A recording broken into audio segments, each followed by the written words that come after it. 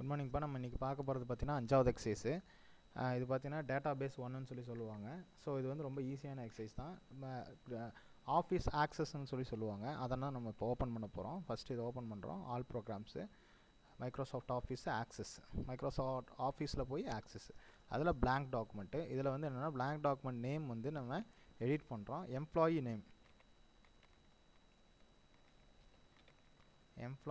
Name sorry, name இல்லை, detail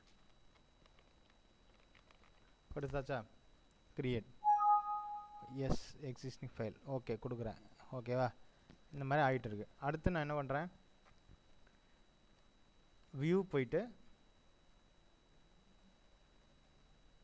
போயிட்டு design view போகிறேன். அதில் போய் டேபிள் 1ன்னு இருக்குது, அதை நான் டெலீட் பண்ணிட்டு பேரோல்னு அடிக்கிறேன். பேரோல் அடிச்சுனா அடித்து ஓகே கொடுக்குறேன். இந்த மாதிரி எனக்கு க்ரியேட் ஆகிடும். இப்போ ஐடிங்கிற இடத்துல நான் என்ன பண்ணுறேன், எம்ப்ளாயி ஐடின்னு அடிக்கிறேன்.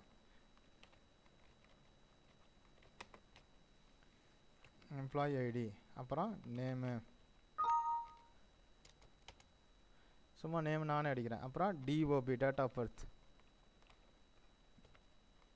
அடுத்து டிபார்ட்மெண்ட்டுக்கு அப்புறம் என்ன, டெசிக்னேஷன். அடுத்து என்ன, date of appointment, DOB, date of DOA, அதாவது நான் கேப்டல் அடிச்சுக்கிறேன், டிஓஏ, டேட் ஆஃப் அப்பாயின்மெண்ட். அடுத்து பேசிக் பே. அடுத்து டிஏ, அதாவது டியர்னஸ் அலவன்சஸ். அடுத்து என்ன அடிக்கிறேன், ஹவுஸ் ரெண்ட்டு. அடுத்து என்னது, பிஎஃப்னா என்ன, ப்ராவிடன்ட் ஃபண்டு. ஓகேவா? அடுத்து லோனு, எல்லாம் அடித்து முடிச்சாச்சு. சார் இது எப்படி சார், இது என்னங்க சார் அப்படின்னா, இதோடைய ஐடி என்ன ஆட்டோ நம்பரில் வந்துடும், நேம்னா டெக்ஸ்ட்டில் இருக்கணும், டேட் ஆஃப் பர்த்னா டேட்டில் இருக்கணும், date and time, department text, designation test. இது வந்து என்னென்னா டேட்டா டைமில் வந்துடும். பேசிக் பே வந்து நம்பரில் வந்துடணும். ஏன்னா அப்போ தான் அமௌண்ட் எல்லாமே நம்பரில் தான் அடிக்க முடியும். அதனால் அமௌண்ட் எல்லாமே நம்பரில் கொடுத்துட்றேன். கொடுத்தாச்சா? எல்லாமே நம்பரில் கொடுத்தாச்சு. கொடுத்ததுக்கப்புறம் என்ன பண்ணுறேன், இதை Ctrl+W எஸ் கொடுத்தீங்கன்னா அது சேவ் ஆயிடும். இந்த கமெண்ட்டை ஞாபகம் வச்சுக்கோங்க. Ctrl+W கொடுத்துட்டிங்கன்னா இது வந்து உங்களுக்கு ஆஸ் அ டேட்டா பேஸாக சேவ் ஆக ஆரம்பிச்சிடும். அந்த டேட்டா பேஸ் எப்படி வரும்னு இப்போ நீங்கள் பார்ப்பீங்க. Just a second.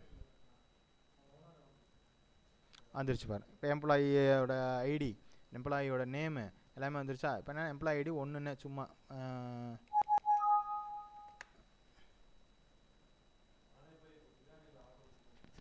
நேம் வந்து என்ன பண்ணுறேன், அருண் 1ன்னு வந்துருச்சு. மாறிடுச்சு பார்த்தீங்களா, அருண். டேட் ஆஃப் பர்த் வந்து நீங்கள் இதில் தான் கொடுத்தாகணும். இதில் இந்த மாதிரி கிளிக் பண்ணிங்கன்னா சும்மா டேட் ஆஃப் பர்த், நான் டேட் 2020ன்னு போட்டிருக்கேன், நீங்கள் மாற்றி தான் அடிக்கணும். டிபார்ட் வந்து மெக்கு. அடுத்து ரெசிக்னேஷன் வந்து ஹெச்ஓடி. அடுத்து டேட் ஆஃப் பர்த் வந்து இதுலேயே நீங்கள் கிளிக் பண்ணிங்கன்னா டேட் ஆஃப் பர்த் ஏதோ ஒரு டேட் ஆஃப் பர்த் கொடுக்குறேன். பேசிக் பே வந்து 40,000, DA 5,000, house rent 4,000, PF 2,000, loan 4,000. சும்மா நானாக ஒரு அடிக்கிறேன்.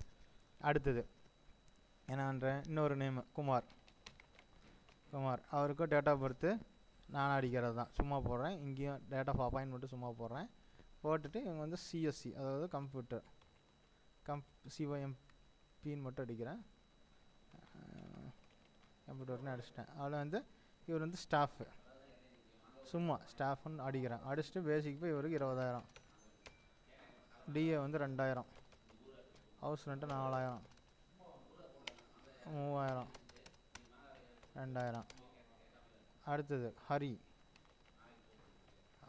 இவருக்கு டேட் ஆஃப் அப்பாயின்மெண்ட்டு தனியாக போட்டுறேன், டேட் ஆஃப் பர்த்தும் தனியாக போட்டுறேன். சும்மா நானாக போடுறேன். ஓகே, போட்டு இவர் வந்து என்னென்னா இசின்னு ஒரு டிபார்ட்மெண்ட் போடுறேன். இவர் ஒரு ஸ்டாஃபு, இவருக்கு பேசிக் பே 5,000. ஓகேவா? போடுறேன். இது 3,000 போடுறேன். 1,000 முடிச்சாச்சா? முடித்ததுக்கப்புறம் என்ன பண்ணுறேன் அப்படின்னா, ஒரு சிம்பிள் குவாரி டிசைன்னு போகணும். கிரியேட்டுங்கிற ஆப்ஷன் போயிட்டு குவாரி டிசைனுன்னு ஆப்ஷன் இருக்குது, அதை கிளிக் பண்ணுறேன். பேரோல்னு வருதா, இதில் ஆடு கொடுக்குறேன். ஆடு கொடுத்தா வந்துடும். ஓகே, அவ்வளோதான், க்ளோஸ். இதை டபுள் கிளிக் பண்ணால் எம்ப்ளாயி ஐடி இங்கே வந்துருச்சா, name double click, DOB double click, அப்போ டிபார்ட்மெண்ட் டெசிக்னேஷன், டிஓஏனா டேட் ஆஃப் அப்பாயின்மெண்ட், அடுத்தது பேசிக் பே, அடுத்து டியர்னஸ் அலவன்சஸ், அடுத்து ஹவுஸ் ரெண்ட், பிஎஃப், லோன் எல்லாமே இங்கே பாருங்கள். இந்த க்ரஷரை பிடிச்சி இப்படி இழுத்துனீங்கன்னா எல்லாமே உங்களுக்கு தெளிவாக தெரியும். முடிச்சாச்சா? முடிச்சதுக்கப்புறம் என்ன பண்ணணும்? சேவ் கொடுக்கணும்.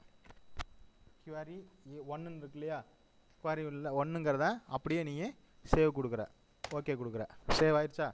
ஆனதுக்கப்புறம் ரன் வந்துருச்சு. பார் என்னென்ன கொடுத்துருக்கோம் எல்லாமே இந்த இடத்துல வந்துருச்சு. ஓகேவா?